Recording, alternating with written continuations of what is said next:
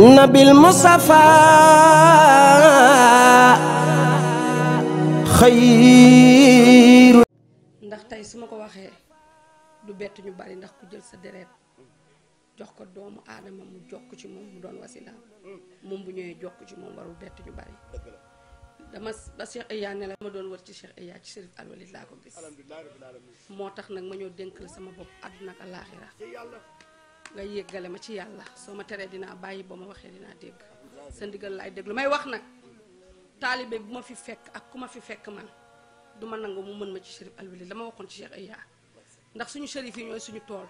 ku gën a jàmbaare gën a ñëw illeel rek bu soobee yàlla yonent bi kenn du la bàyyi ginnaaw.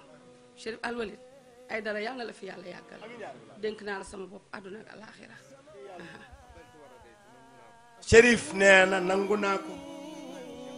yàlla nanu ko cheikh na boole tëyal. yàlla nanu sunu kilifa gii di Chérif boobu baax ma ne dimbali. ba aar na ba lépp lu nu bëgg ak matale yàlla nanu ko yàlla defal. jërëjëf soxna Nabou Diallo mu Cheikh Doudou Sarr Niang maa ngi koy sant di ko gërëm sama xarit la sama jigéen la sama taalibe la sant naa ko bu baax.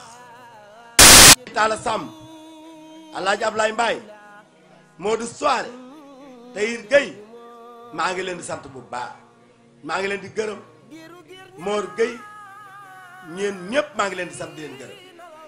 ji bu ma bu guddee yéen laay gis bu ba tegee yéen laay gis yéen a may wéttali tey waxtaan ak man di nuyu waa kër Cheikh Pathé Sarr jaboot Cheikh day calaw gépp léegi nag ñu jox waa Kelle ñu waxtaan sëriñ bi tontu leen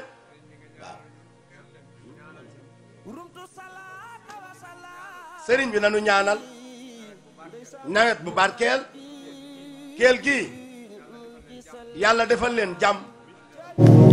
nabil Mustafa xayru